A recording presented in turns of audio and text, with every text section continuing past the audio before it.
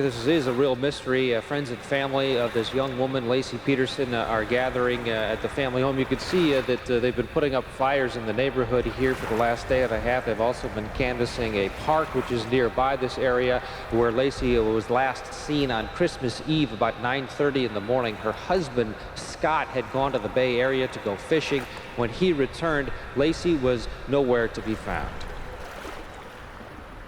No parent should ever have to think about the way their child was murdered. In my mind, I keep hearing Laci say to me, "Mom, please find me and Connor and bring us home. I'm scared. Please don't leave us out here all alone." So on December 24th, about 7:30 in the evening, I got a phone call. And whenever the phone rings at night, I know it's probably work and it's bad news, but it was my sergeant. And Sergeant Al Carter told me that there was a missing person in Modesto and she was pregnant, and the officers on scene were wanting to have a detective come out and assist in their investigation. So I told him I'd go, and it was Christmas Eve, and we were having dinner with my kids and my wife, and I finished my dinner, and I got in my car, and I started heading towards Modesto, about an hour and a half away. When I arrived at Covina, which was the unusual part, was there was a lot of people there in the driveway. I mean, there was, thermoses of coffee. People were already putting up flyers, and I met with the sergeant and the officers, and they kind of briefed me, and then they introduced me to Scott. And I introduced myself to him, and I asked him to walk me through the house and kind of walk me through the day and tell me what he knew about when he last saw Laci.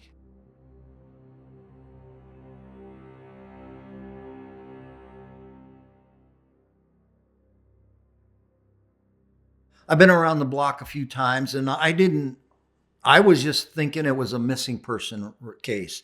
I mean, I could hear, on my way down, I could hear the helicopters over the radio when cops would talk. I heard they were in the park searching, so I knew they were searching. And when I met Scott, I've never met him before. He seemed like a nice guy, just there to do my job. Scott walked me through the house, showed me his house. He allowed me to search his cars, his truck and her car. There was some things that were unusual for me, for my, my gut feelings. I wasn't feeling like, oh, he did something to her yet, but I had unusual or gut feelings about things. I mean, like when I searched his truck, I opened the back door and it accidentally hit her Land Rover. And he was right jolly on the spot with a, "Hey, Al," and he called me Al right from the beginning. "Hey, Al, I'll move my truck, or can I put this glove between the door and the Land Rover?" And I said, "Hey, Scott, I'll be a little more careful. I'm not going to, I won't do that again." But I mean, I'm thinking, okay, your wife's missing and you're focused right now on, I bumped the door into the truck. And so I just that was unusual. And then in the truck, in the back of the truck, I noticed there was some umbrellas all wrapped in a blue tarp. And I asked him, I said, what's this, Scott? And he says, "Oh, those are my outdoor umbrellas. I'm going to move them to the shop." And in my head, I'm thinking, okay, why not just throw them in the truck, move them to the shop and put them in there? But he's got them all wrapped up in a blue tarp. That was kind of weird. And then there was another big tarp in the back of the truck, all just kind of bunched up back there. And I just noted those things. And when I searched the interior of the truck, he had told me it was his decision to go fishing that morning. But in the truck, I found a receipt from Big Five where on the 20th, he had purchased a 2-day fishing license and dated it the 23rd and 24th. And so I thought that didn't add up. And he told me that when he got home, he took all his clothes off and put them in the washing machine because they were wet.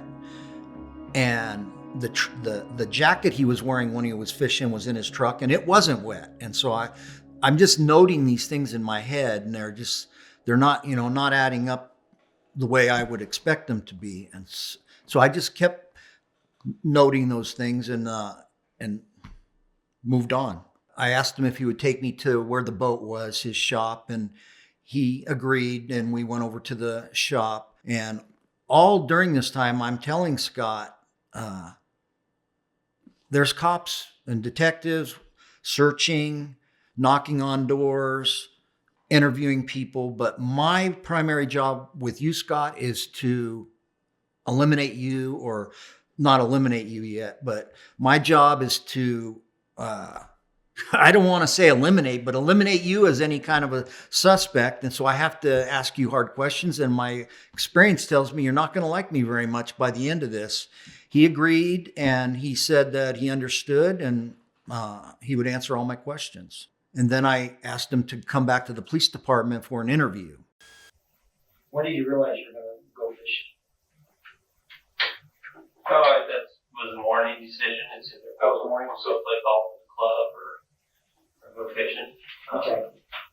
Seemed too cold to go play golf at the club, so she told me what she was going to do for the day. And Okay, so she told you what she was going to do for the day. Yeah. And what was that? She's going to finish cleaning up. Like I said, she's mopping the kitchen floor. Take the dog for a walk, and then she's going to the store to buy for Christmas morning breakfast tomorrow.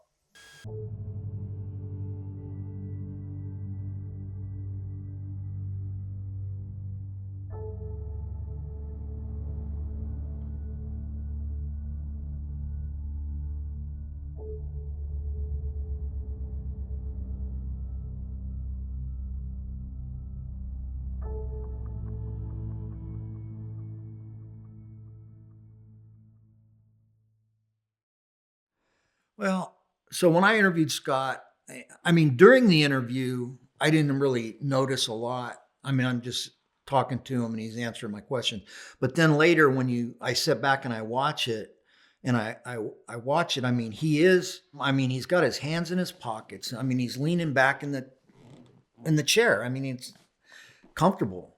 And I mean, I think at one point too, the phone rang, and I mean, he looked at it, he goes, oh, that's just so-and-so. And he didn't even answer it. And I'm thinking, okay, what if that was so-and-so saying, hey, Laci's over at my house? But I mean, he knew she wasn't coming back. And, but I didn't know it when I was talking to him. After I'm watching it, then I'm getting those feelings. Okay, so if you got to about 5 minutes to 1, you get your boat in, how long do you think you stayed in the water? Felt like an hour and a half or so. Would you be willing for me to take a gunshot residue off your hands? Sure, no problem.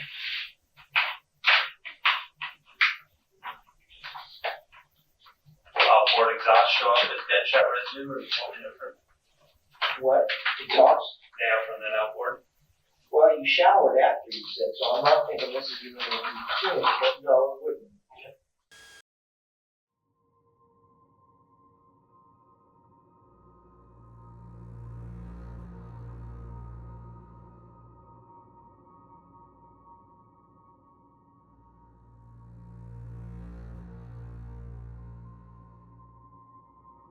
Did you have a map for that area, or No.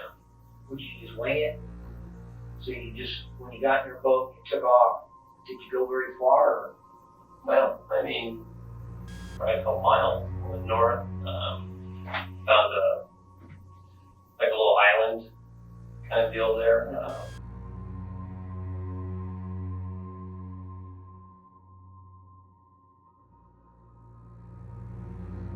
Island had a bunch of trash on it. I remember a big sign that said no landing.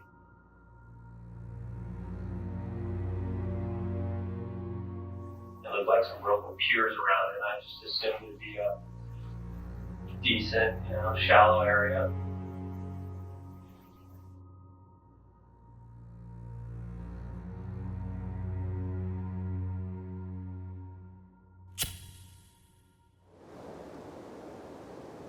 Christmas Day, I get a call from Al Brocchini in the morning, right about 9 o'clock. And first thing he does, he asks me what I'm doing. I said, well, you probably remember what I'm doing. I'm taking my kids over to their mom's. And I'm thinking, well, this is a call for overtime. And I asked him what's going on. He said he had a missing, that he was working, and I asked him if he needed any help. And he said he did. He told me that he'd actually worked on this case from the prior evening on Christmas Eve. He had been called out to talk to Scott and interview him regarding Laci being missing. And in the process of doing this, he didn't find anything that was obvious that made him think that Scott had done anything wrong. But Scott's demeanor was a little bit too calm compared to the other family members. And he had documented a bunch of things that were essential later on in the investigation, like no forced entry into the house, and Scott's demeanor, and specific things that Scott did when he came back from fishing. When it came to his conversations, I remember the one that was suspicious to me from the start. Brocchini played it for me on that first day, on Christmas Day, when Scott was coming back from Berkeley Marina. He'd made a call to Laci. Her cell phone battery was dead. People had known that, but he left a message. And it was words to the effect of, "Hey, beautiful, I'm coming back from fishing and I'm not going to be able to make it to Vela Farms. Can you go pick up that gift basket for Papa? And I love you." And it just, the tone of it to me was scripted, phrased in a way to show that he was devoted to this girl. And I don't want to have the suspicion on me, so I'm leaving this recording to get you guys on a different track. So we're suspicious of a lot of things because people that talk to detectives oftentimes have a reason to lie. And so you have to verify these through a variety of different ways. Hey, beautiful. I just left a message at home. 2:15. I live in Berkeley. I won't be able to get to Vela Farms to get that basket for Papa. I was hoping you would get this message and go on out there. I'll see you in a bit, sweetie. Love you. Bye. End of message. But in addition to that, he said that we had to go back out there and talk to Scott a little bit more, which was fine with me because I hadn't met him yet. And we pulled up on Covina, facing south, pulled up next to the house on the curb there. And I saw Scott to the left. He was walking from the southeast to the northwest. And we got out of the car. Al greeted him. You remembered Al from the prior evening. And Al introduced me to Scott. And first impression, like anybody's first impression of Scott, is pleasant, friendly, very controlled.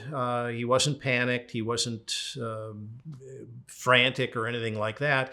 He did have a lot of questions for us, which seemed kind of strange for me, but I'd only been with him for a few moments at that time. So right after that, I went over to talk to the neighbor to the south, Karen Servas, to get more details from her, specifically when she found the dog, how she found the dog, and the things that were taking place on Christmas Eve for her that day. Karen was like one of the neighbors that you would really want to have living next door to you. She was very friendly. She was very accurate about things that she remembered from the day prior, as far as finding the dog with the leash, putting the dog back in the Petersons' backyard. In addition to that, she had left to go shopping in downtown Modesto, and she had a receipt for a purchase that she made that helped us determine the time between when Scott left the house and when the dog was discovered. And that was very helpful to show that there wasn't a lot of time between when Scott pulled out of the driveway and the dog was found. So she gave us background information about Scott and Laci. She'd been to their house many times for barbecues and events and things like that. And just good neighbors, nothing bad to say about either one of them. Scott was very helpful to her at her house. Scott was handy, so he could fix things because she was living alone at that time. And again, just it started to become a common theme that we were finding, that everybody pretty much loved Scott.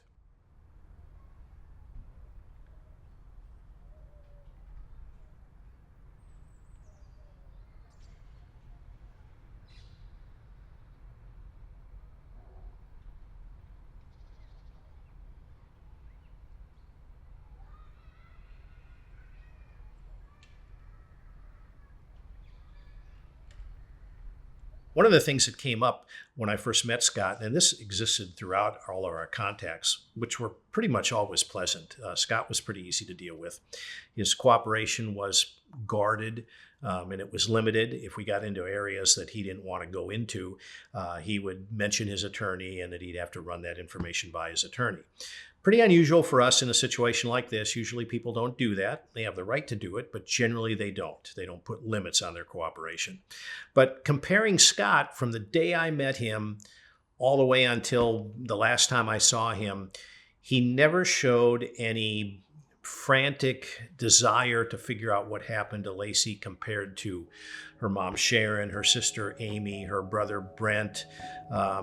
Everybody that was from Laci's circle, whether it was Stacy or Lori or Renee or Kim or Ron Gransky, Dennis Rocha, Laci's father, everybody was frantic about where she was, what happened to her, when she was coming back, with the exception of Scott. Now, this could mean that he just had an enormous amount of self-control, which I believe he does, but it also, I've seen it before in other cases where I had guys like this that didn't show that. So it was something I'd seen before. It didn't mean that he had killed her, but because of his demeanor and because of his limited cooperation, it just meant that we had to keep digging until we could find out that he either didn't have anything to do with Laci's disappearance or enough evidence came up to show us that he did.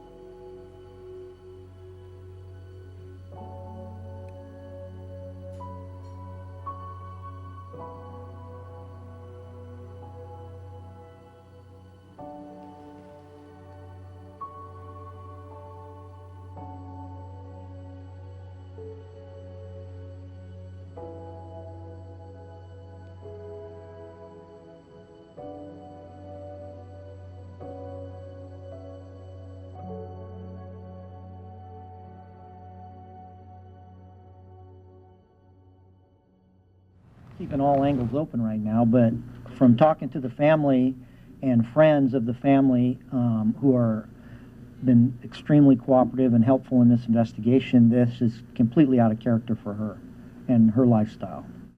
Scott was very cooperative when it came to giving a timeline on what he was doing when he was talking to Al Brocchini. So he explained that he had loaded some patio umbrellas into the back of his pickup truck.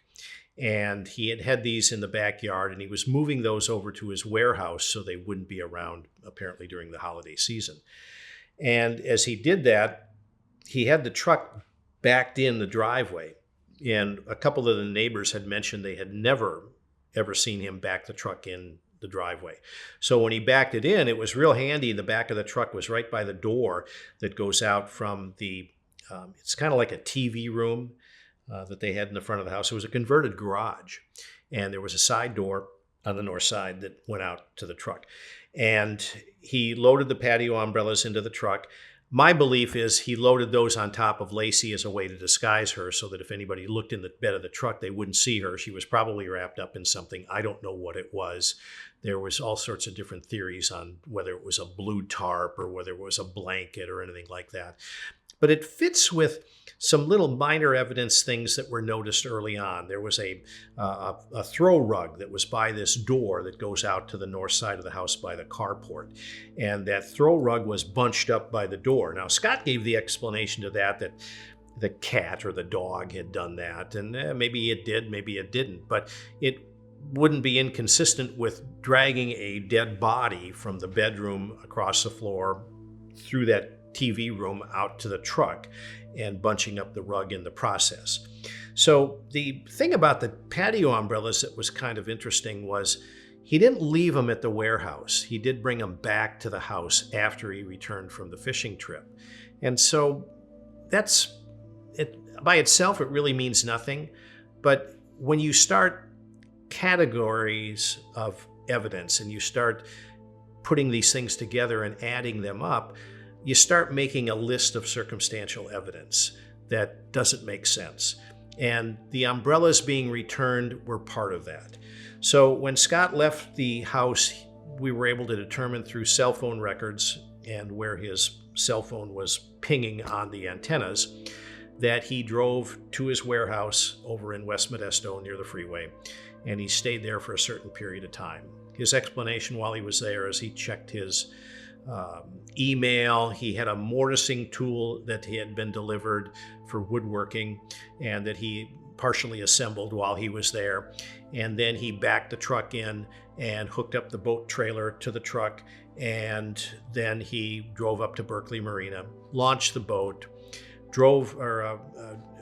piloted the boat north through the bay towards Brooks Island. He had specific details about the sign that was on Brooks Island as far as you can't land here, you can't get on the island, there's no trespassing there.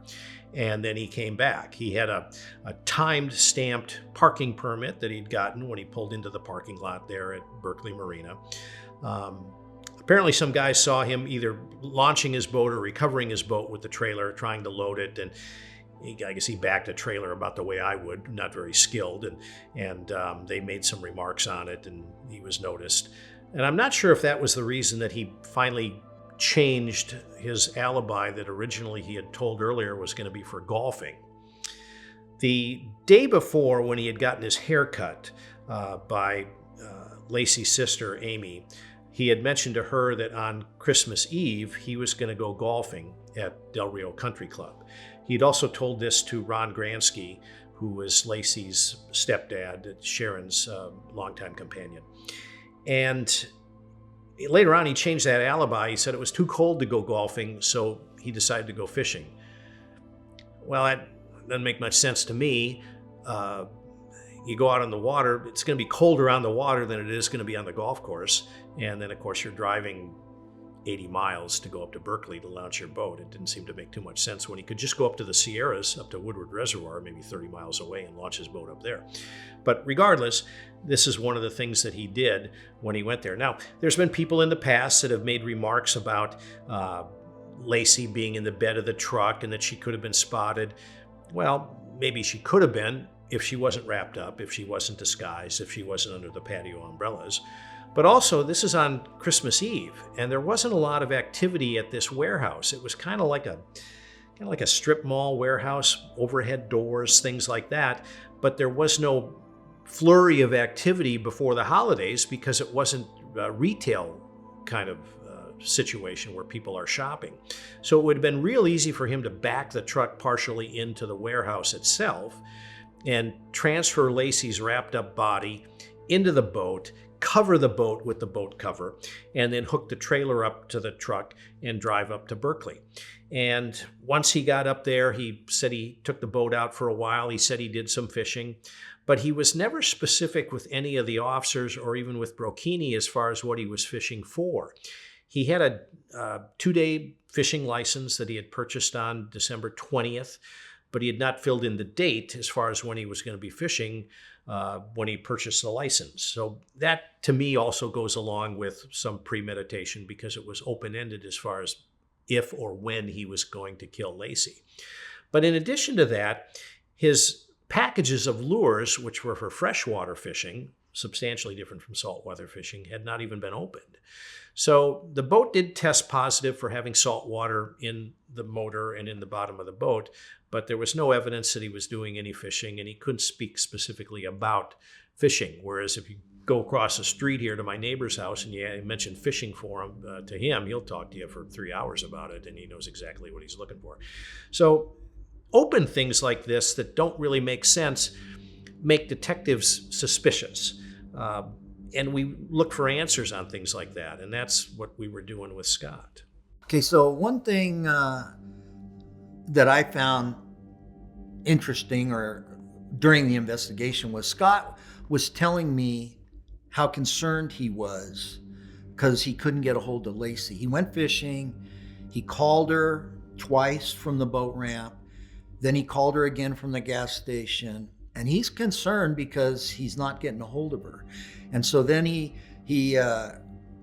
goes back to the shop, drops the boat off, goes home, and he finds his dog running around with a leash. That's pretty concerning to him too. And then he finds the door unlocked. He says that's really concerning to him. But he's really nervous. He's concerned. But what does he do? He goes in and only washes the clothes he's wearing. He takes the dirty stuff out of the washer. There's a hamper full of clothes, but he only washes his shirt and his pants, what he was wearing. And then he eats some pizza. Then he takes a shower, gets dressed. Then he calls Ron and Sharon and basically says, Laci's missing. Do you know where she's at? I mean, so he's telling me he's real concerned, but his actions aren't showing he's concerned. His actions are showing, something else. And so I think that concerned me. Leaving the leash on the dog and leaving the gate open. The dog, he knows the dog's going to run around, and it was a rainy day, and the neighbor found the dog and put it back and shut the gate. But yeah, I think that was part of his plan. The people whoever has Laci, the reward is $500,000. Take the money, bring my daughter back safe, and take the money and go and get away free. Get out of here. Just go with the money. Take the reward and go. Thank you.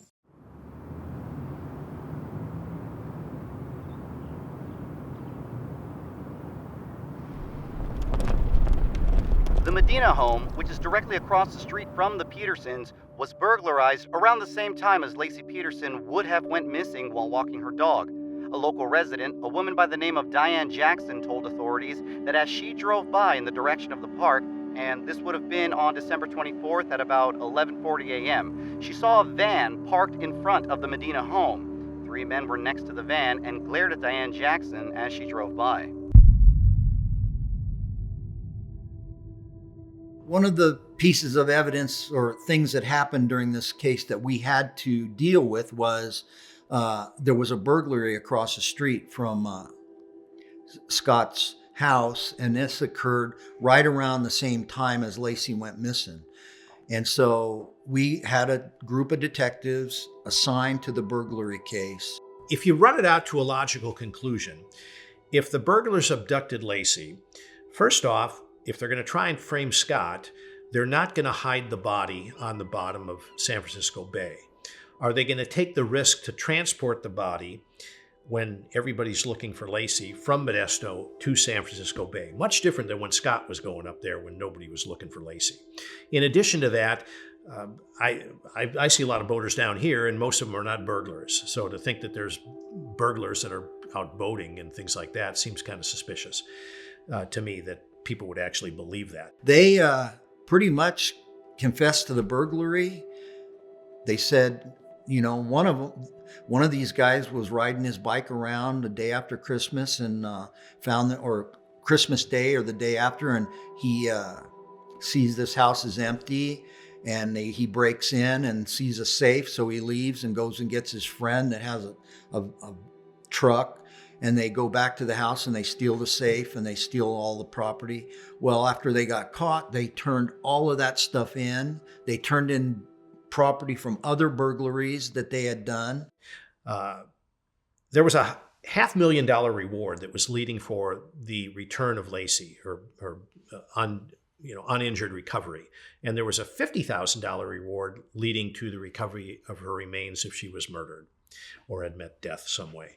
And nobody came forward to collect those rewards. One lives with his mom and the other one lives with his mom in a shack in the backyard.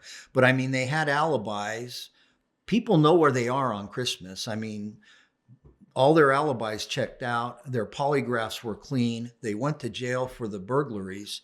We recovered all kinds of property, but nothing from Laci. That was the most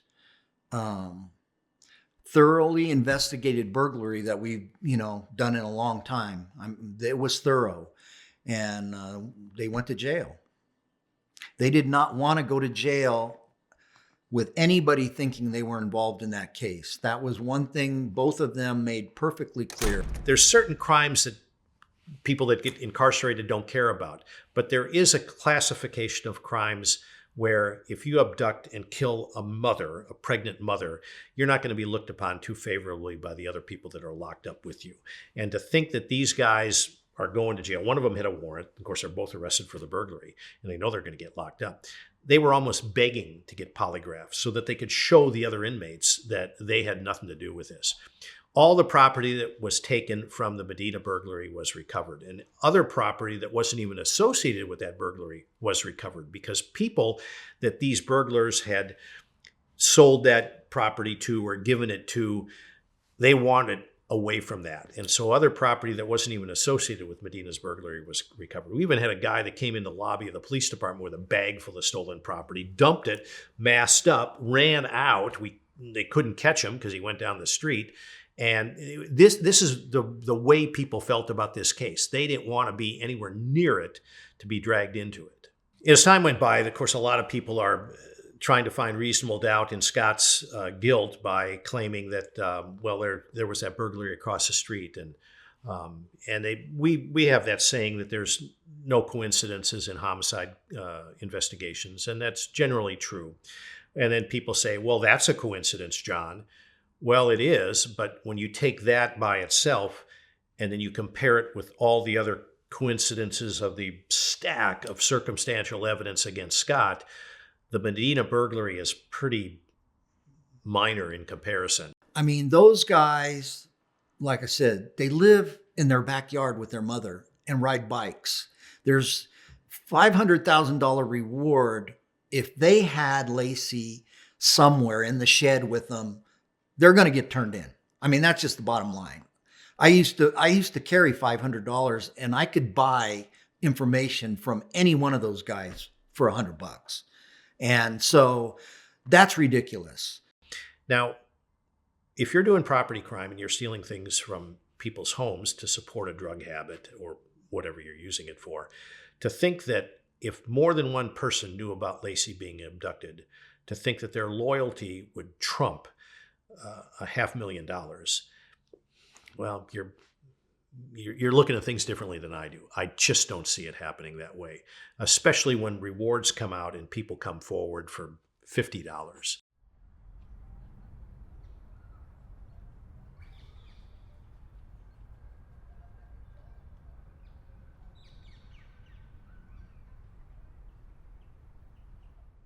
We're getting calls of people seeing a pregnant lady walking a dog.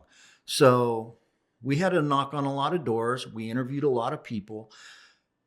We found 2 other pregnant ladies that were walking their dogs on Christmas. They were interviewed. Nobody could positively say they saw Laci walking a dog. In a nutshell, there was, I believe it was about a 20-minute time window between when Scott left and when Karen Servas put the dog in the backyard. And so the skeptics want the reasonable doubt to reflect that during that period of time, Laci had come back from the walk, had seen the burglary taking place across the street, confronted the burglars in the van. She'd been abducted in the van, tossed in there, and taken away. Well, it's interesting. You've got all these different people that come forward and claim they saw Laci walking that day and in a variety of different locations, all these different sightings. But when you scrutinize it a little bit more, none of the people that claimed they saw Laci that day knew her before that day. So they couldn't make a match on familiar facial recognition the way you could if you see your neighbor day in and day out. There's a lady missing and you want to be helpful. Nobody's being, they weren't like being sinister or nothing. They really saw a pregnant lady walking a dog. They called it in. But when you show them a photo lineup, or if you show them, do you know Laci? Well, they didn't know her.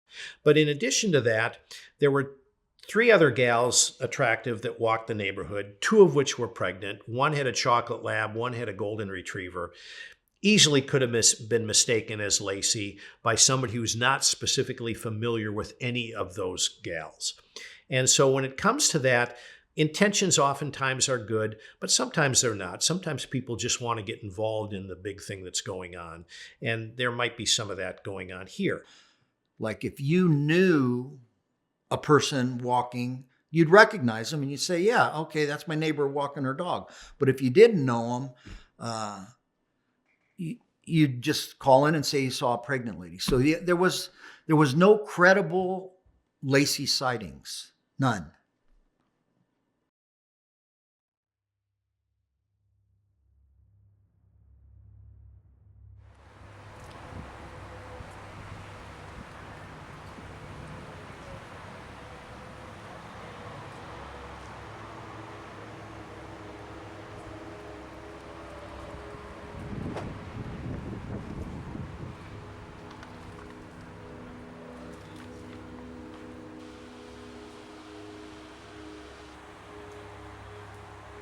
When Al Brocchini first looked in the warehouse on Christmas Eve, he went there with Scott. And Scott told Al that there was no power in the warehouse, so they couldn't turn on the lights inside the warehouse. Al chalked that up to that there was no power in the warehouse section, but not necessarily the office, which would have allowed Scott to use his computer and things like that. So Al turned his headlights into the warehouse, and there was the aluminum boat that was on the trailer, but in addition to that aluminum boat, there was a flatbed trailer that was rectangular, had the wheels, and it had wood on the floor of it. This was used for hauling fertilizer because Scott sold fertilizer. On this flatbed trailer, Al looked and he saw what he believed to be 4 to 5 crescent-shaped rings that were about the size of like a coffee can or a bucket that one would use if they mixed up ready-mix cement and poured it into the bucket to harden it to make homemade anchors that people often use on boats when they're fishing in fresh water. As the cement is curing into concrete, they take a U-shaped bend of reinforcing bar, they call it rebar, and they stick it down into the cement itself, so you have a loop which is going to be locked into the concrete once it hardens. And of course, you can tie a rope to that, throw it over the side of the boat, there's your anchor. And there was one anchor that was found in the boat, found in the front of the boat. Bucket wasn't on it. We never did recover the bucket. Don't know where that is. Suspect it's probably on the bottom of San Francisco Bay. But the funny thing about the anchor that was in the front of Scott's boat is there was no anchor rope for it. And an anchor really isn't going to do you a lot of good if you're anchoring your boat if you don't have a rope to attach it to. So just little things like this make detectives suspicious, and it puts us in a position where we need to look at these things a little bit further. But as they start to mount up, they start to be more than just interesting, they start to become kind of compelling.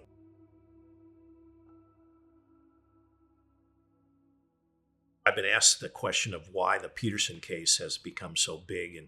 And for us, working murders, 140 of them, I think is a little more than 140 when I retired.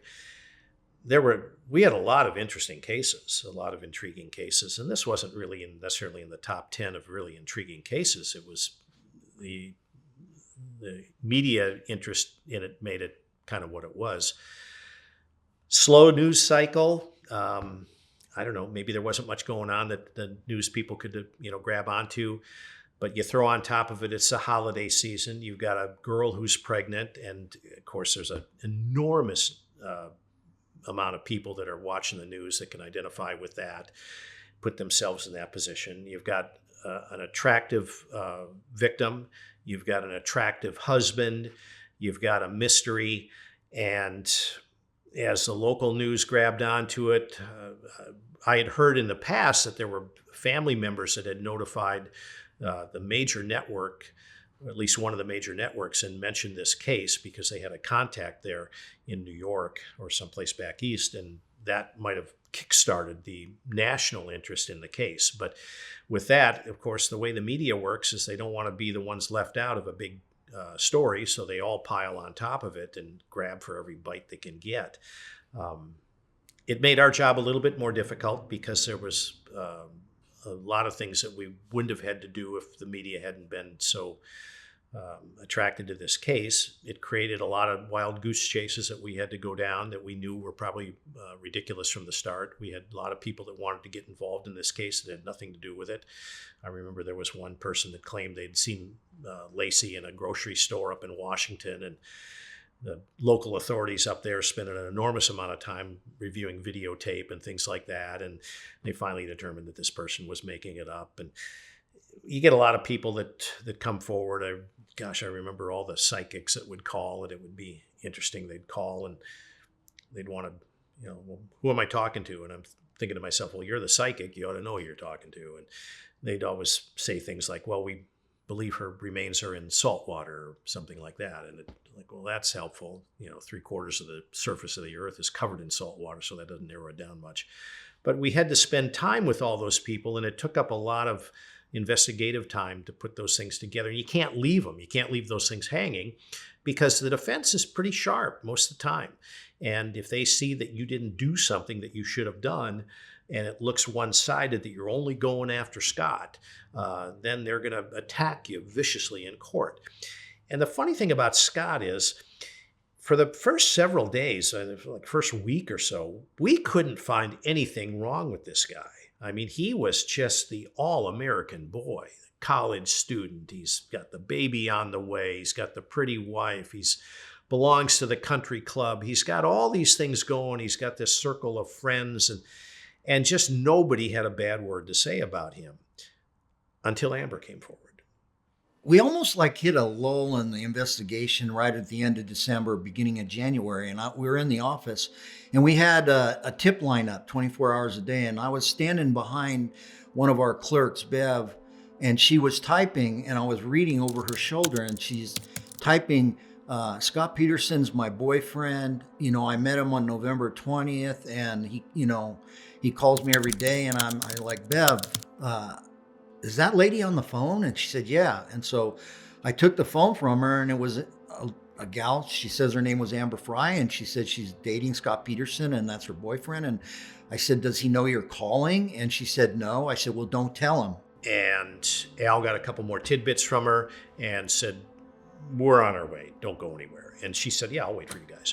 So he grabs me. We go into the sergeant's office, and we tell Al Carter, we've got this lead down in Fresno.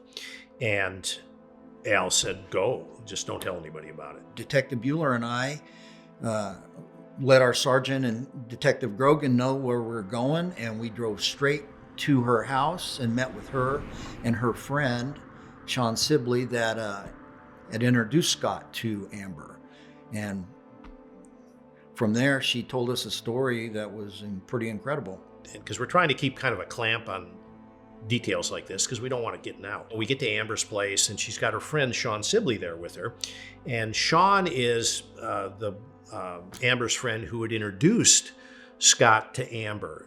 Sean had been at a pest convention, for agricultural pest convention down in Anaheim, I think in November or something like that, or October. And she had met Scott down there along with other people that were involved in fertilizer and pest things for agriculture. And Scott had projected himself at this convention that he was single and he was looking for a girlfriend and things like that. And Sean started talking to him. She was engaged, so she wasn't interested in him. And she said, she thought of Amber, and she, I got this friend, she's really nice, but, don't break her heart, don't treat her like garbage. And Scott has he's very engaging, he's charming and things like that. And so he ends up contacting Amber, they start dating. And when we get down to Amber's place, she starts telling us about how he started romancing her from the start by bringing her roses, and he had strawberries and champagne in his room at the Sheraton or the Radisson, whatever he was staying at. November 20th. And Scott said he was not married. It was a blind date. Scott asked Amber, hey, do you mind coming up to my room so I can clean up and change and go to dinner? And so she agreed, and he wooed her. And then they went to dinner, and that's their dating relationship started right then on November 20th. And it just kind of took off from there. He told her that he lived in Sacramento, but his office was in Modesto, and he traveled a lot and fed her these stories about overseas travel. And part of it was probably true, but not all of it. And he mentioned to her that he was going to be having a lot of travel during the holidays and through January, but he was going to be available for a lot more time together after the end of January. And she is just digging all this because she's looking for a good guy. She's a single mother. I think her daughter was about 2 years old at the time. And Scott was very attentive with her daughter and all that. And Amber was interesting to talk to because I got the impression she didn't think that we would believe her on this. And so she had wine corks they'd had bottles of wine at dinner, and she had programs from events they had gone to and things like this. And so she's showing us all these items that confirm that they had been going to dinner and doing all these different things. And we really had no reason to disbelieve her at this point. Shawn Sibley, we interviewed them separately, recorded, of course, and she provided the same information, but not with as much detail as Amber did. And then what we found out throughout all this is Amber didn't watch television. And Fresno was not in the Sacramento market for media coverage. So at the beginning, before the news coverage got giant, she wouldn't have caught it anyway because she wasn't watching TV. But a friend of hers who was a Fresno cop, he'd caught the coverage, and he had remembered that she was dating a guy named Scott Peterson. And so he had told her that you probably ought to get a hold of these Modesto cops. The guy you're dating could be the same guy that's involved in this missing thing. And so that's why she finally called us. And when we finished up with the interview, we had pretty much all the information we need. At that time, we were going to go eat lunch, so we asked them if Shawn and Amber wanted to go with us. We figured, well, if we're eating and they're eating with us, they might come up with some other things that we remember, and we can jot those down too. Before we went to the restaurant, Amber comes out with this little jewel out of left field, totally unexpected, and she goes, "Would you be interested in some pictures?" And I'm thinking, well, what? And she said, well, of Scott and I. It's like, yeah, we'd probably be interested in those. And so we go to Rite Aid or CVS, Walgreens, I don't remember which it was. And she gives a claim ticket to the gal behind the counter, and she comes out with this envelope that's got the double pictures. So it's got photo prints, but doubles. And, this is kind of before cell phone camera stuff was out there. And we open these things up, and here they are. Scott in the tuxedo, Amber in the red dress. Just a whole slew of these pictures. Them sitting on the couch. He's whispering in her ear, all this ridiculousness. And these are just epic. Anybody who's probably watching this probably saw those pictures. And it's kind of locked in at that time that she wasn't full of, baloney. She was telling the truth.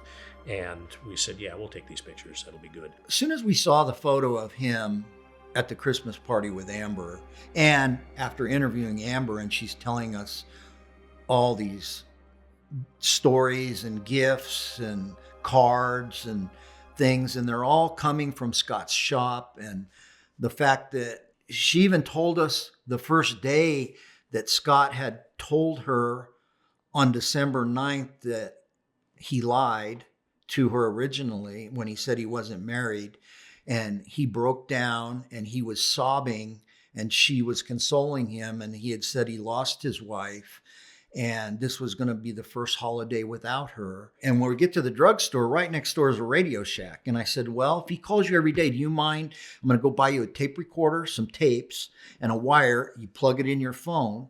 And she said, okay. And so I bought it. And we didn't really know what her alliance was at that time, but she called us, so we thought it's probably worth a gamble. And I'm plugging it in her phone for her, and I'm showing her, okay, when he calls, push these two buttons.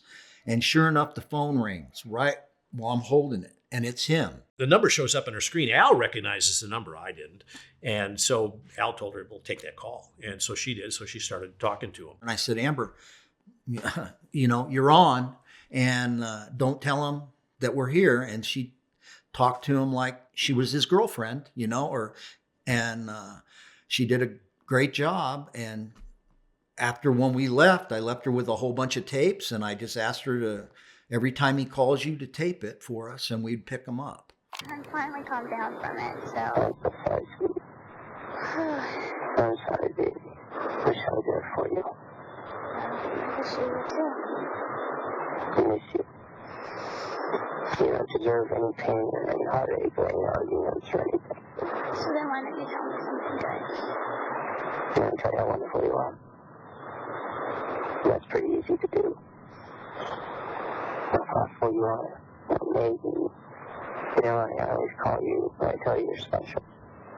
Well, she didn't know it at that time, but we already had a court-ordered wire intercept going on Scott's phone, so that call was going to be picked up anyway. Our next thing was to record Scott's conversations, follow him, continue zeroing in on him. That was my job.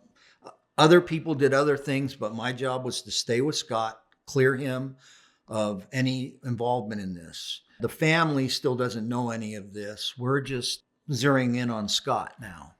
Amber was interesting because she was very fragile, and I was the only single guy in the unit. All the other guys I worked with were married, and so Al Carter assigned her to me to kind of be her handler, because we knew that she was going to be calling at all hours, because every time she got off the phone from a call with Scott, she was kind of a wreck for a while. So she'd call me, and then I'd kind of have to talk to her about what's going on and everything and calm her down. I didn't tell her what to say. We didn't have to, because she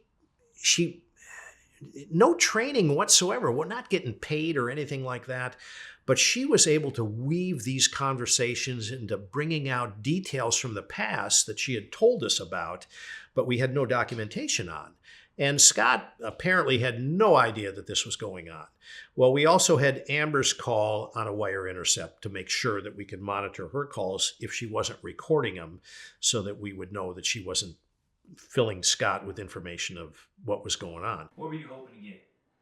Well, we were hoping to get, I don't know, incriminating information, but at first they talked like boyfriend and girlfriend. Even though his wife was missing, she claimed to not know about it. But what Amber didn't know was, as soon as we did that, we also went and got put a phone tap. We tapped Scott's phone, his home, his 2 cell phones, because we wanted to confirm that Amber was being straight with us. She wasn't like conspiring behind our back with him. She had over 29 hours of recorded phone conversation during the time that we had her up on the wire. And in that amount of time, I think she missed 8 minutes of conversation, probably when she was hooking the device up, her daughter's in the backseat of the car, things like that. But her ability to keep things calm and not tip her hand that she'd already talked to us was remarkable. I thought she did a fantastic job, and apparently the jury did too, because they enjoyed that or found it very useful in the trial. So while we're still listening to the Amber and Scott talk, and we're wiretapping Scott's phone, we get information from the Inquirer that they have the photo of Amber and Scott, and they're going to publish it the next day. Although Al Brocchini and I had taken the photo prints from Amber when we'd gotten those at the photo counter, I had left the negatives to those photos with Amber so that she would know that we trusted her. And there were other photos on there that had nothing to do with the Peterson case. I didn't think we could really take those. She said that she was going to make sure they were protected. I can speculate on that, but that's not necessary. Anyway, somehow those photos either got out or they were photos taken by somebody who was there and they got released. And the next thing you know, the National Enquirer's got one of the photos with Amber in the red dress and Scott in the tux, and they're going to run it in that week's edition of the National Enquirer. So that pushed us to have to break the news to Sharon and to Lee and Jackie. Well, we have never dealt with that before on a case. We've dealt with a lot of things in homicide before. So we roundtabled that. What do we do on that? Well, you can't ignore it. And at the same time, we don't have the authority to tell the Enquirer, don't run it. Their First Amendment rights trump what we want done on the case. And so we knew that they were going to publish it. But we also don't want the family members, especially the Roaches. You can imagine Sharon going to the grocery store and she's at the check stand and here's a picture of Scott and Amber, who she'd never met, there at the check stand. We can't do that to the family. So we called Sharon and Ron Gransky and asked them if they would come down to our office so that we could talk to him. And this wasn't something that we did very often. So Brocchini and I were going to speak with them. Craig Grogan, along with another Modesto officer who had a pilot's license, and Phil Owen, another Modesto detective, took a plane and they flew down to San Diego to meet with Scott's parents. And the plan was that both sets of family members were going to be shown this photo. And I wasn't in the San Diego part of the trip, so I'm not going to comment too much on that. But we brought Sharon in and Ron, and they were apprehensive because we didn't call them to come and meet with us very often, and made a little bit of small talk and everything. And they were scheduled to do an interview that night with Greta Van Susteren. So this was before they were going to do the interview. So we had the photo, and I had it in a folder, and Sharon was sitting across from me, and I said, well, there's some things that have developed on this case, and we want to make you aware of them before you get surprised and ambushed by them. And John just shared the photo and slid it across the table, and Sharon just broke down, and she just like, why did he have to kill her? Sharon Rocha looked at it, and I just remember her words. She just said, why did he have to kill her? And then she buried her head in her hands and started weeping. And Gransky pretty much in the same condition. And I think this is probably the first time that she had concrete proof that probably substantiated the fears that she had all along that Laci wasn't coming home. And we gave him a little bit quick briefing on what took place on this. And we said, don't draw any necessarily conclusions for this, keep an open mind. And then they canceled their interview with Greta, and then they left the office. So that was pretty much it on that. It was, that's heartbreaking for when you see that, even though you're not related to these people, you can try to understand what their pain is like, but pretty difficult if you're not in that boat. It was pretty sad compared to the way it went in San Diego. When they showed it to Lee looked at it and said, so what? I mean, just because he's having an affair doesn't mean he killed, Laci. It was no big deal to the Peterson side of the family.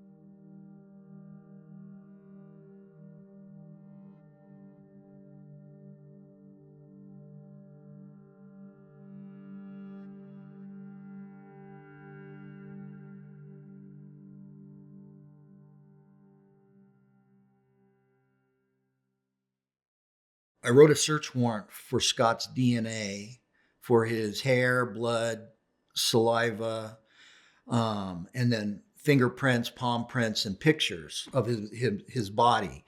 And we called him in, and I said, we have a search warrant to get this stuff from you. So while he's in there, we show him a faxed copy of the photo. We ran it through a fax machine, so it was black and white.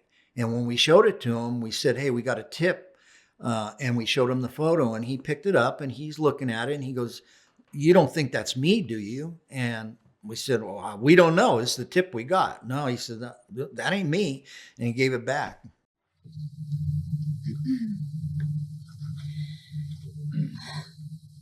Okay, first of all, I met Scott Peterson November 20th, 2002. I was introduced to him. I was told he was unmarried. Scott told me he was not married. We did have a romantic relationship. When I discovered he was involved in the Laci Peterson disappearance case, I immediately contacted the Modesto Police Department. Just her saying it wasn't enough. We needed to corroborate her, and that's what she was able to do on those phone calls. She got him to admit that he had told her that he lost his wife on December 9th. You deserve so much better. There's no question you deserve so much better. Yeah, and I deserve to understand an explanation of why you told me you'd lost your wife and this was the first holidays you'd spend without her. That was December 9th. You told me this, and now all of a sudden your wife's missing? Are you kidding me? Did you hear me? I did. I don't know what to say.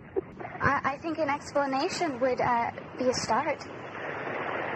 I know you absolutely deserve an explanation. Yes, I do. I do. And you want to protect me from the media? Why did you involve me in this? And how long were you looking for me, Scott? I'm sorry? How long were you looking for me?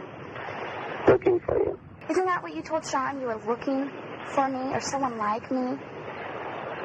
When Al Brocchini called me in on Christmas Day, and he told me what had happened to Laci and that she was missing, and then he did the bio on her and told me about her, my belief was this was a murder case, and at the time it was a no-body case. There is a protocol to follow when you're investigating a case where you don't yet have a body. And I had just had one of those the August prior. And I had that protocol. And so we started working this as a no-body homicide. We didn't tell the media that. We certainly didn't tell the family that. But you can only gather evidence in chronological order if you know what you're doing. And if you don't work it as a homicide from the beginning, you're going to overlook and you're going to lose evidence that you're going to need later on. So those things are kept confidential in the investigation. You don't release that. And when it came to this, we got to the point where there were little avalanches of information that would come in. So like when Amber came up on the radar, there was like an avalanche of things that we had to do within a short period of time. And just about the time we were finishing getting that all investigated, then another avalanche of information would come in. And the case kind of had that for the whole 4 months or so that we worked on it. When we were getting towards the tail end, before the bodies showed up, there really wasn't much left to do on this except convince the DA to file charges against Scott, get an arrest warrant, and bring him in and start the process. We're still zeroing in on Scott, and we're searching the bay. And you got to remember, Scott on 5 occasions drove from Modesto to the bay to watch, just to look at us.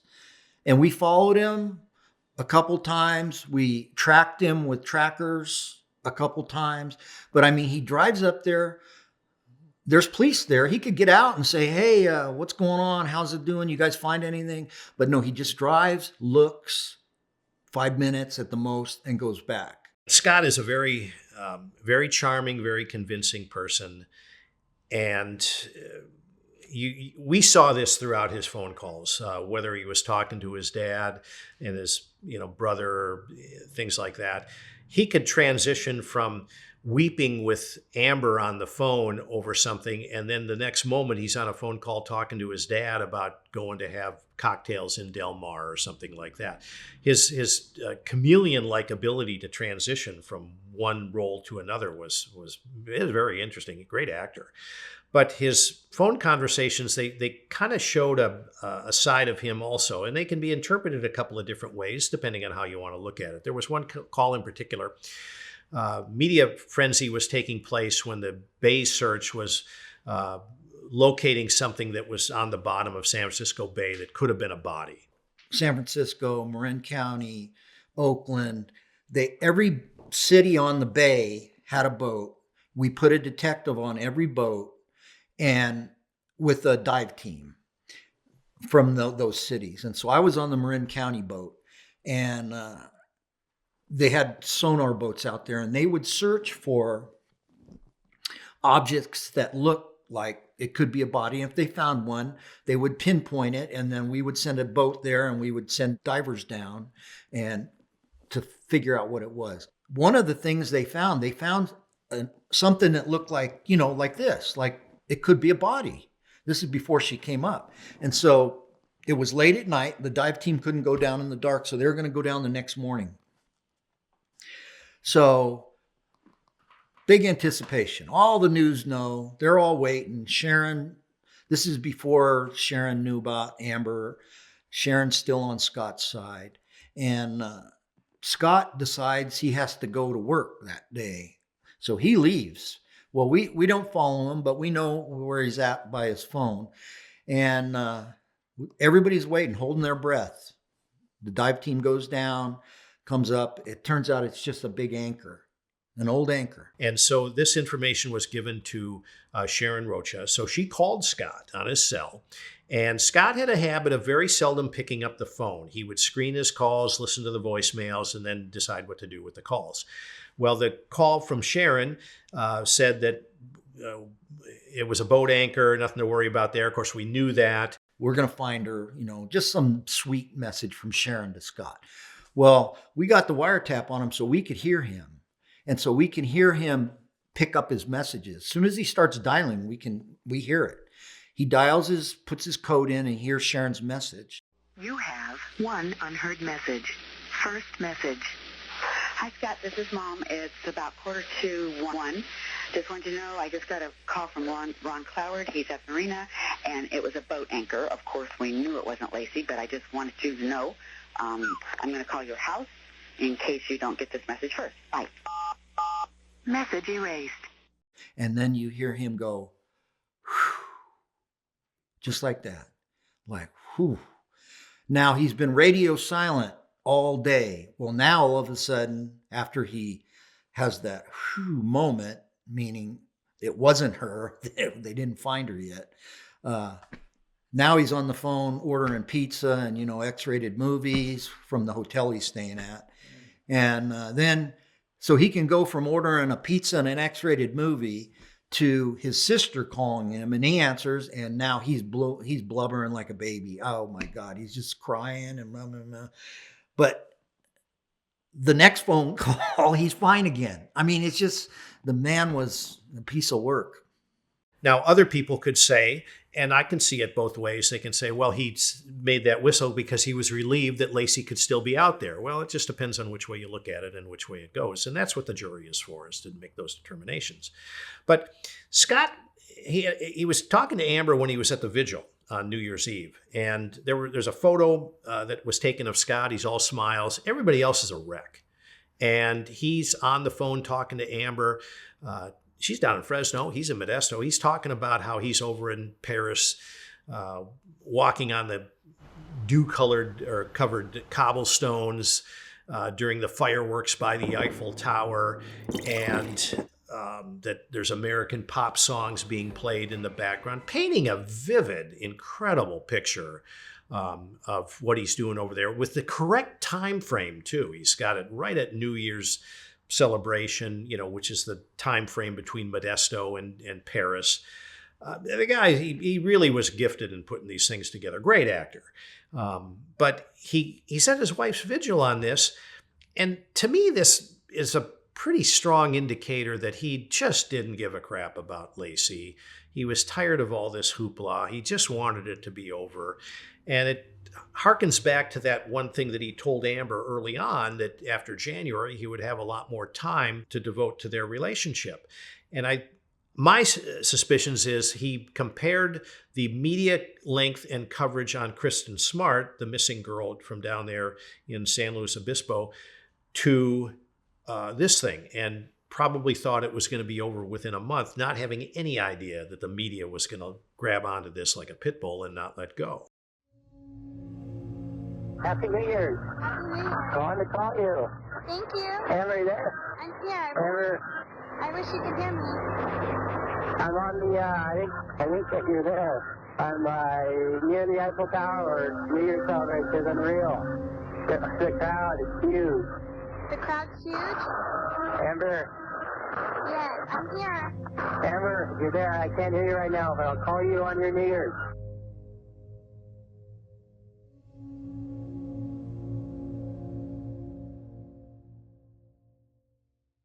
I'm always suspicious of the person closest to the victim, and that's how you start a murder investigation, is you always look at the person closest, because you have to work outwards from there. And you're going to be attacked in court if you don't clear people that are close to the victim. So this is the reason that detectives have to have, the obnoxious task of asking close family members things that are uncomfortable. Like, are you do you have anybody else on the side? Do you have a drug habit? Do you have a gambling habit? Anything like this that could come up that would, give a motive or something like that. So with Scott, as time went by, that first week, it was really tough to find anything wrong with him. And so I wasn't convinced that he had anything to do with it. I just was pretty much convinced that Laci wasn't coming home. But once Amber came forward and then we saw there was this other side of the guy, then as we start adding up all the circumstantial evidence, it starts becoming much more interesting, much more compelling, at the same time that we're clearing out anybody else that could have anything to do with this. So whether it was some other violent offender that was on parole in the community, and as those guys are getting cleared from involvement by verifying their alibis, and more questions are coming up from Scott. His condition or his cooperation becomes more conditional. As that goes on, it gets to the point where it's starting to become pretty obvious that he had something to do with this. Little things that came up during this time period. Before Amber came forward, nobody had anything bad to say about Scott. And that's partially because people are smart. They don't want to create an atmosphere where if he didn't have anything to do with it, those words are going to haunt them in the relationship in the future. But over and above that, when Amber came forward, now it kind of peeled back layers of this onion, and people would start telling us information, whether it was Laci's friends, family members, things like that. Little tidbits about they were at a barbecue the summer before Laci became pregnant, and there was a new baby there, and everybody was holding the baby. And when they were trying to get Scott to hold the baby, he recoiled from it like it was a rattlesnake. He didn't want to be involved in that. I remember there was a quote that somebody had attributed to him that when Laci became pregnant and they were at a barbecue and they said something to him about, well, you're probably pretty excited about the baby coming along. And he made this offhand, kind of humorous comment, well, I was kind of hoping for infertility. Well, by themselves, they really mean nothing. But they also start to paint a picture of a reluctant father, somebody who really isn't too excited about all this.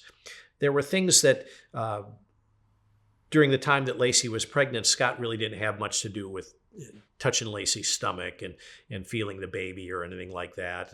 And Sharon mentioned things like that. Little things that don't really mean anything early on, that they didn't want to say anything about, but when they start coming forward, then they start adding up, and we just keep gathering and taking these facts where they go.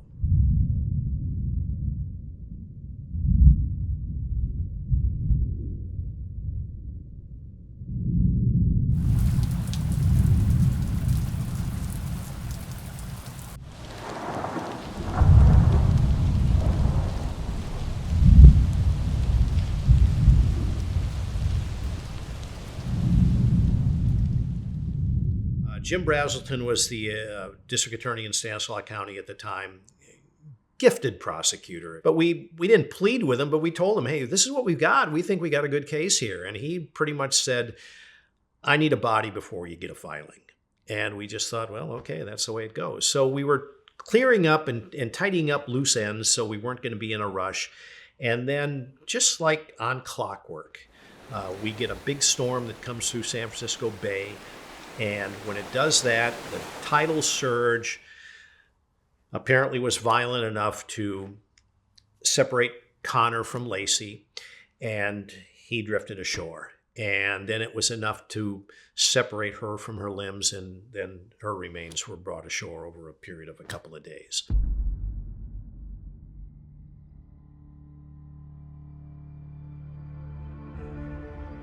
The body of a woman washed up on shore was discovered yesterday in Richmond, which is on the East Bay side of the San Francisco Bay yesterday. One day earlier, about a mile away from that location, a different person discovered the body of a nearly full-term fetus. Each was found within 5 miles of the Berkeley Marina. Significant because that is where Scott Peterson, Laci's husband, said he was fishing all day on Christmas Eve, the day he says she disappeared.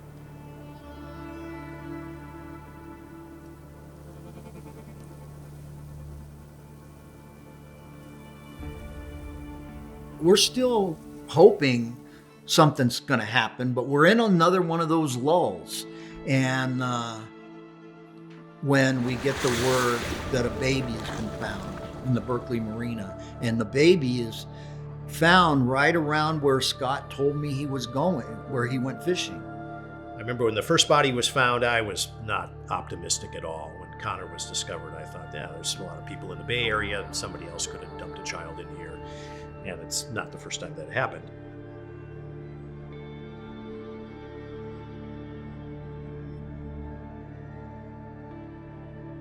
We don't know anything yet, but the next day when a body comes up wearing maternity clothes, doesn't have a head, doesn't have some limbs, we are fairly certain that that's Laci and Connor.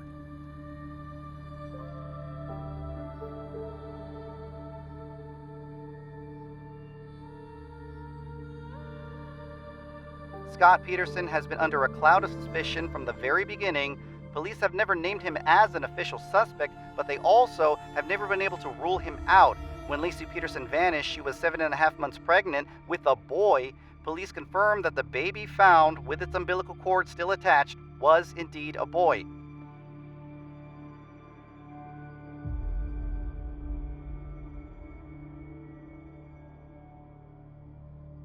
When Laci's remains were found, in the condition they were found, that kind of pretty much cinched it. So we probably were on the right track then at that time, but we still had to wait for DNA. Detective Grogan wrote up a Ramey warrant for the arrest of Scott Peterson. And I called the Department of Justice. They have a surveillance team, and I asked them to find Scott in San Diego and just watch him. We got the warrant, and it's the judge asked us. It's kind of just a handshake deal with the judge. He signed $1 million warrant, but he said, "Can you not arrest him until the DNA comes back?" And so we agreed, but we have a warrant and signed in hand. And so Scott's hard to find. I mean, I had a tracker on his car, but he sold it in San Diego. So we found him through the wiretap on his phone. So we found him. We set up surveillance on him. He knew it right away. California Department of Justice was a great agency to work with. One of their lead agents, Ernie Lamone, fantastic. His whole crew, great guys, skilled agents. And they had Scott under surveillance. So we were able to get an arrest warrant for Scott, pre-complaint arrest warrant. And Al Carter, Al Brocchini, Craig Grogan, and I, the four of us, jumped in 2 separate cars, and we drove down to San Diego. And then the next day, we started following Scott with great assistance from DOJ. And Scott knew he was being tailed. Claims were he thought it was the media. Maybe he did. Maybe he thought it was us. Who knows? Only he knows. Only he would tell. Probably won't, but he could. And we started following him, but his driving was becoming dangerous. He was a pretty good driver. He started driving like crazy. He was flipping off the people surveilling him. He was calling his brother. We could hear the phone call. He thinks they're private eyes or they're news people. He doesn't know they're cops. But he's telling his brother, "I can't really come golfing with you today because I got these photographers following me, and if they see me on the golf course, that's not going to look good." But he's driving so bad that even the helicopter that we had up watching him lost him. He just would drive very fast, slam his brakes on the freeway and pull to the side, and 4 or 5 undercover cars would be going by him. He would go into these neighborhoods and do U-turns, and he just drove terrible. And it got to the point where it was dangerous. He'd be in the left lane, and he'd cross over 3 lanes of traffic, take an off-ramp. We couldn't do that. We'd roll the car. And so he was able to avoid and evade our tail on him. One of the agents saw him cross an intersection right in front of him. And so the chase was back on. It was no lights and siren, but finally our concern was, and Craig Grogan's call was, because he's a case agent, was we need to make the arrest on Scott even before the DNA results come back. And the arrangement was the judge gave us the arrest warrant with the request to hold the execution of the warrant until the DOJ DNA results were announced. But the concern was that erratic driving was going to injure one of us or somebody who wasn't even connected to the case. So it was dangerous for the undercover officers, and we're thinking, here we are holding this $1 million warrant, and if one of those guys gets killed or a civilian gets killed by this driving, is the judge going to back us up, or are we going to be looking dirty? So we just made a decision, arrest them. And we called it into the undercover guys and just said, just arrest them. That's when he was arrested at Torrey Pines at the entrance to the golf course. Talked to him right there at the scene of the arrest. No outrage, no protests. You got the wrong guy. You guys are rookies. This is amateur hour. You guys, you don't know what you're doing. I mean, he just was pleasant as usual. And anyway, hair was dyed, of course, trying to disguise himself. And that was pretty much his demeanor. And I know if it was me, I would have been protesting, making a lot of noise about it. But Scott, he's a pretty cool cucumber for the most part when it comes to these things. The DA didn't come in yet, so we had him under arrest. We took him to a DOJ office. I took a bunch of pictures of him to show that, he was not beat up or anything. And we searched his car. And I mean, he had a lot of money. He had $14,000 or something. He had 5 cell phones. He had IDs from his brother and other people. He had a tuxedo in there, but camping gear. I mean, he was ready for anything. Clothing that would work for an elegant event at the yacht club to hiking boots if you're camping in the Sierras. When a guy is arrested in California, if he's arrested outside of the county where the charges are going to be filed, he has a right to say, I'm not going back with you guys. And he can request being booked into the local jail in the jurisdiction where he's arrested. And I was kind of hoping Scott would do that. I didn't want to drive back up to Modesto with him in the back seat. But Scott's pretty pleasant. I'll go back with you. It's like, oh, great. That's fantastic.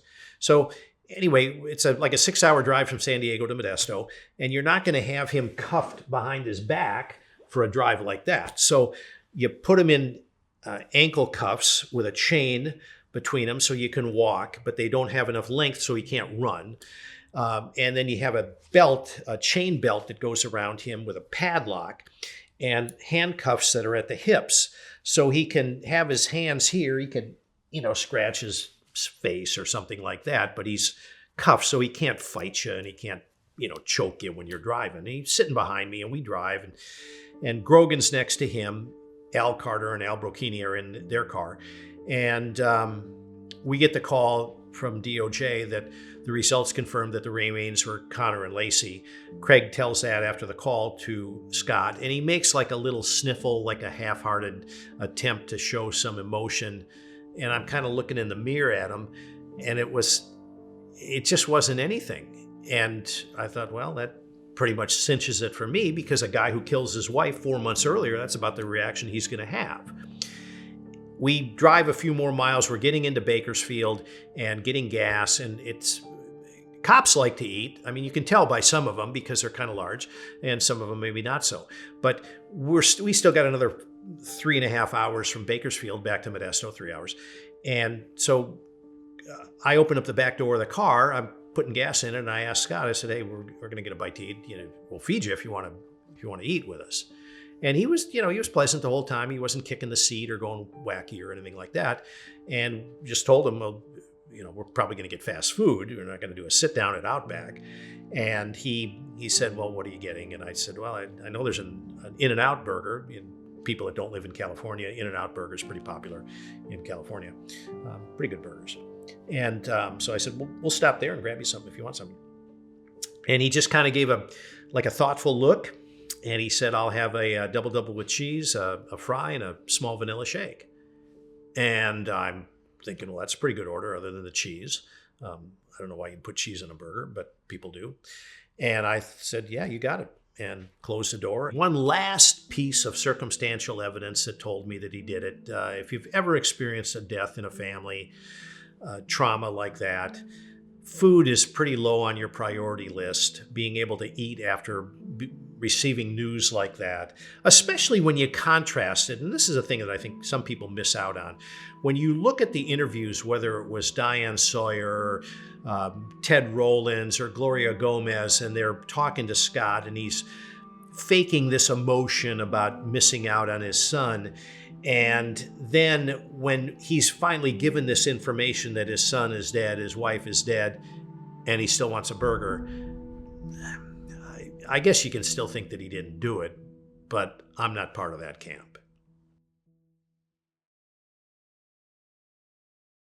I was involved in a lot of homicides and a lot of jury trials. So I wasn't afraid of defense attorneys. I wasn't afraid to testify. I felt like I was pretty good at it, really. But with when Garagos came on, the DAs would tell me, Al, he's got you. Garagos has you. He says he's got you. You're going down. I'm like, I don't know what he's talking about. I have no idea what he's talking about.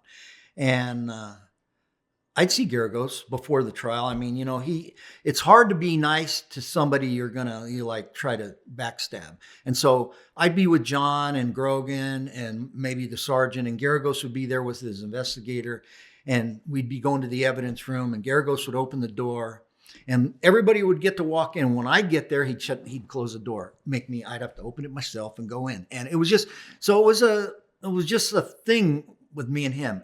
I don't know, but I didn't know what it was.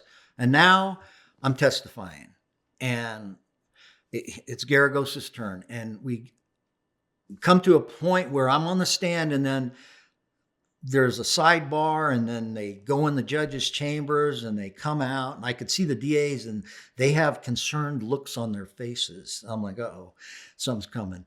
And so Garagos, so what we do is we dictate our reports into a tape. Somebody types them for us, sends it back to us, and then we can correct them or change them or do whatever, and then sign it and turn in our reports. Well, he's got my tape. I've never heard this. Nobody's ever done it before, but my voice on a cassette tape, and it's reading something about, I can't tell you verbatim what it says, but what it basically says is, I spoke to so-and-so. I spoke to, Mr. Jones, and he told me the lady that has a shop across from him told him that Laci had come to her shop on Christmas Eve to use the bathroom. And so I put that I taped it. I put it in my report. It's hearsay, but I put it in there. And so then after I dictated my tape, we go into the war room, and we're all detectives talking. And we're telling them, and I said, oh yeah, I talked to Mr. Jones, and he said the lady across from him told him that on Christmas Eve, Laci came and used the bathroom or something like that. And Detective Holmes says, oh yeah, I interviewed her, and she told me that Laci came and used the bathroom. And so he wrote a whole report about it. And so when I got my report, I took it out. I took out that section because it's in Holmes's report. He interviewed the lady that actually had Laci there. So now I'm in court on a Friday at 2:30 or 3 o'clock, my voice up there, and then he types out my report, and that sentence is missing. And he's like, who took that out of your report? And I said, I did. And now the whole room full of news reporters that I see on TV, it's a big deal. It's a huge deal. And now it's break time.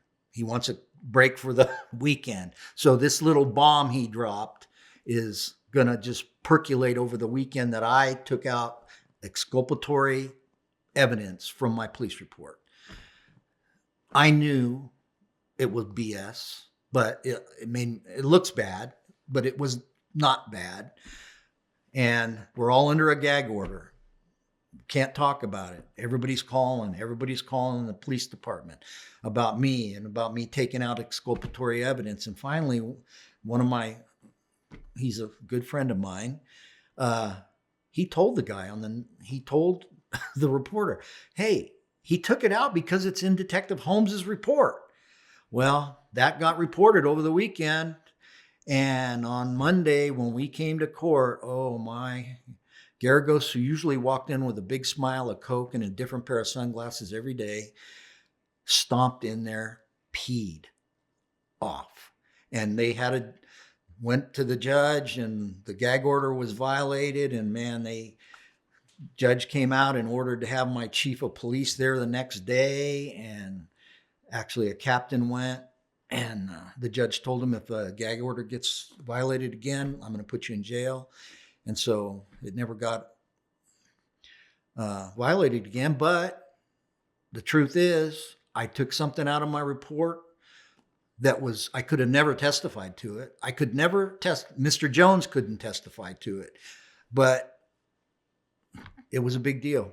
And that wasn't the only thing. I made mistakes. And Garagos found every one of them.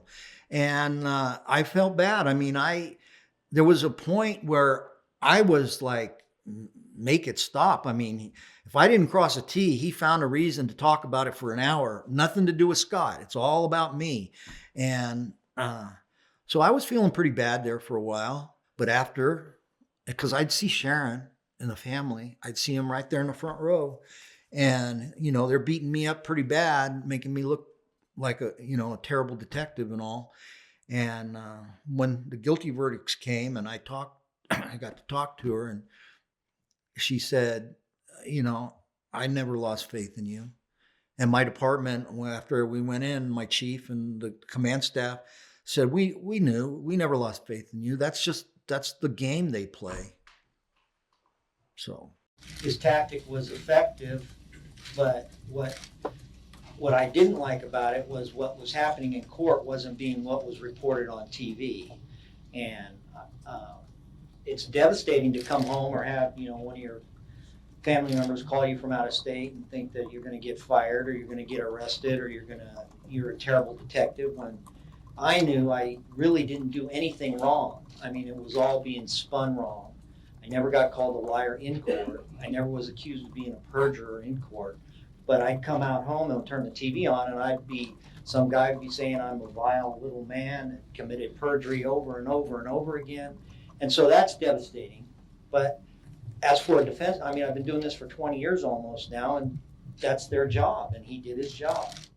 Over the years, one of the things I noticed in jury trials is the faces are different from the jurors, but the expressions seem to be the same with every juror on every trial.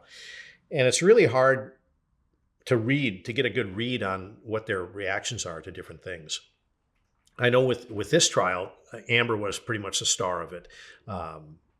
People, if they've never sat through a jury trial before, they've never seen what it's like other than on television, they don't really know how boring it can really be. And the thing is it's laying out evidence over a period of time, especially when you have a lot of circumstantial evidence and then it's being attacked, can seem like one of the most boring things you could be involved in. And as a juror, you're probably sitting there going, when are you going to get to the point? But the thing is there's procedures that have to be done. And so jurors are kind of subjected to, things.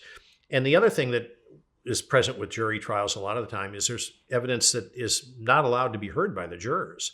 I don't like that. I think everything should be presented to the jurors because the truth is the truth, whether it cuts for or against. And this is one of the reasons that I've maintained, and I was trained by one of the best detectives ever, Dick Ridenour. He always told me, he said, you put everything in your report that is good for the defendant and everything in your report that is bad for the defendant. Because if you leave things out of your report that are favorable for the guy that's going to be on trial and they're found out about, you'll be ripped apart to shreds on the witness stand. And it's much easier if you just walk down the middle and you don't really take a side. Now, like with Scott, like I said, he's kind of hard not to like, other than the murder part of him. So I could walk through this case with him, and I didn't really have any desire that, we have to get him. We're just searching for the truth and presenting it to a jury, and they're the ones who are going to decide it.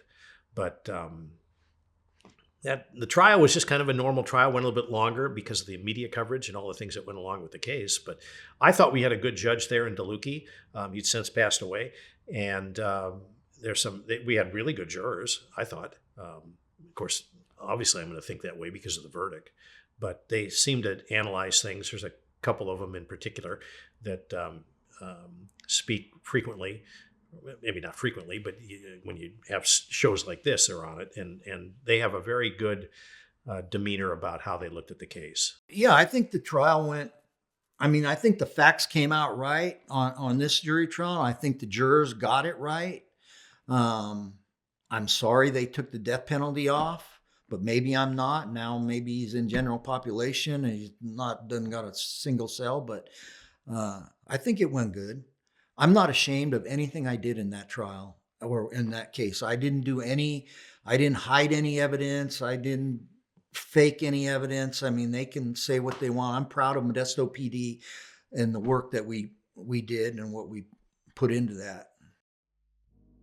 The Los Angeles Innocence Project filing presents evidence the jury never heard when they convicted Scott Peterson for the deaths of his wife Laci and their unborn son Connor in November of 2004.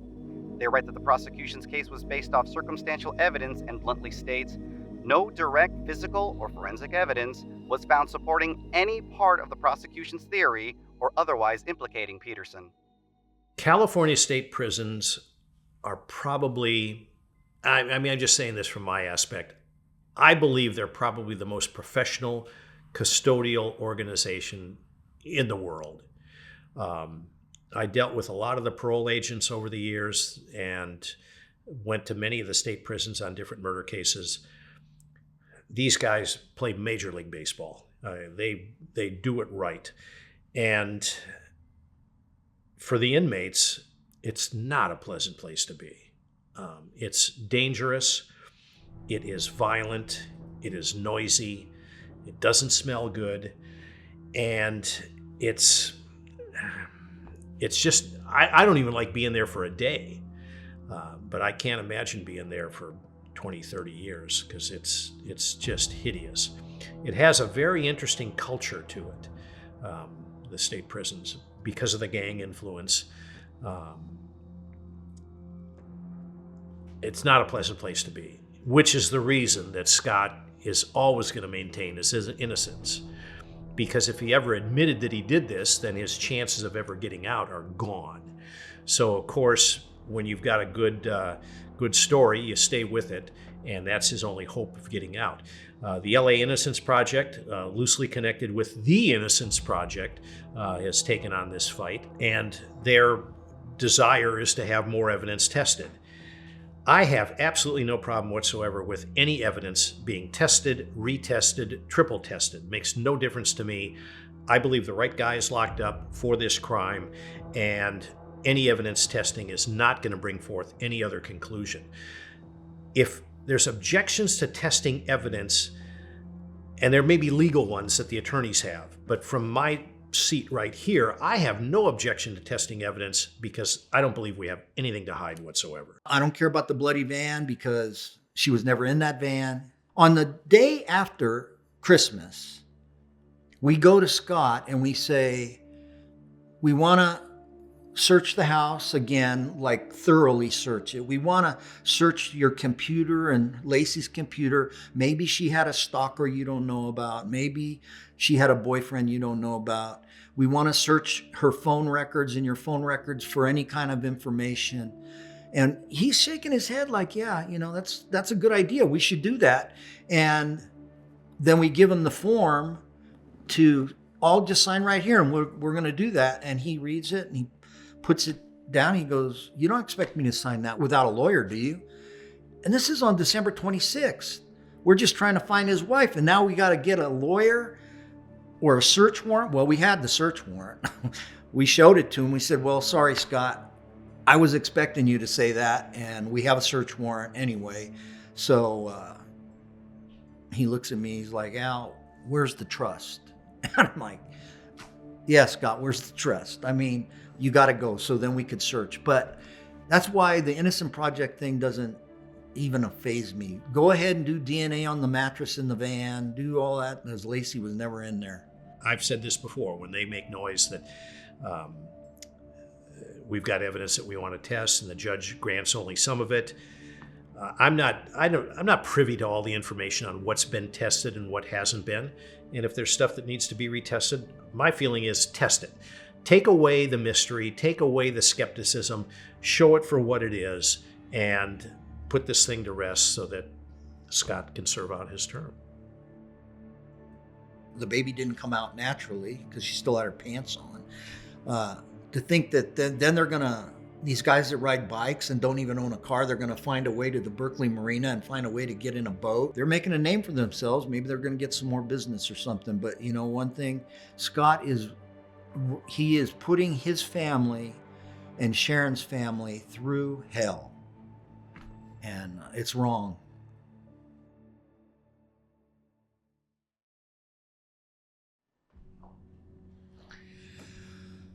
So, you know, now that it's over, he's been convicted, I have my feelings on what happened. And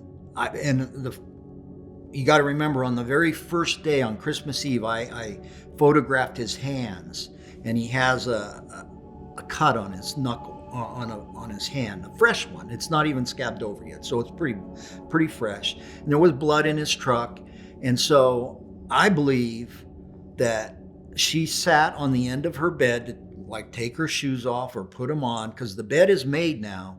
He tells me they got up on Christmas Eve and they got out of bed and they ate cereal, watched TV, and then he went fishing and she went walking. Well, when he gets home, the bed's made. I think he just came up behind her. Either he bagged her with a bag over her head, or he just strangled her and she scratched him. And there's blood on the duvet, his blood. I think he wrapped her in a tarp and he drug her out to the truck, squishing that rug up against that door. And then he puts her in the back of the truck, and he's seen by somebody, a neighbor, that says Merry Christmas to him, and he says Merry Christmas, and he's seen with a blue tarp. And so he's got to have a reason to have a blue tarp in the back of his truck, and so he wraps up these umbrellas and puts them in the back of his truck. I think he takes her to the shop, transfers her to the boat. He made more than one anchor, and we only found one in the boat. He admitted making one anchor, but there was no rope in the boat. No rope to tie it off if you're going to throw it over. So I believe he put her in the boat because we did find a pair of needle nose pliers in the boat with her hair wrapped around them, not like on top of them, not sitting there, but wrapped around them. And so I'm thinking he used, and there was some chicken wire in his truck. I think he just put these anchors on her and got some hair on his pliers and threw her overboard. Premeditated. So I believe it was premeditated because he predicted she was lost on December 9th. He searched the tides of the San Francisco Bay on December 8th. He didn't search like, what are you fishing for? He's looking at the tides on December 8th. He buys the boat on December 9th. Nobody in his family, friends, nobody knew he owned a boat on December 9th. He buys a fishing license on December 20th and dates it for the 23rd, 24th. So I believe it's planned.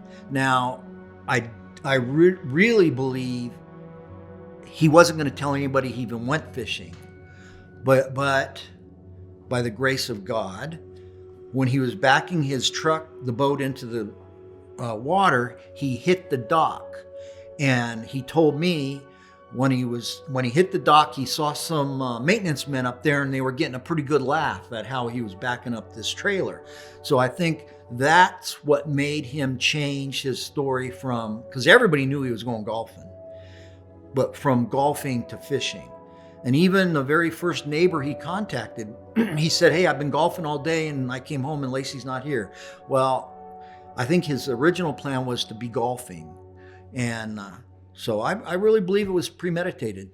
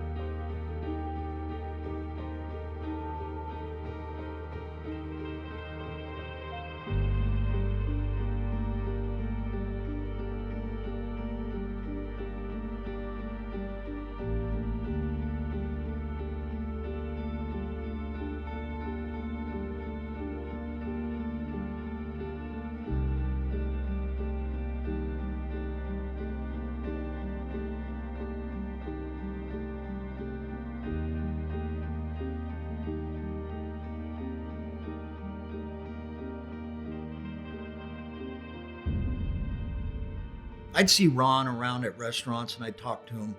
And Sharon, when I got promoted, I invited her and Ron to come to my promotion, and they came.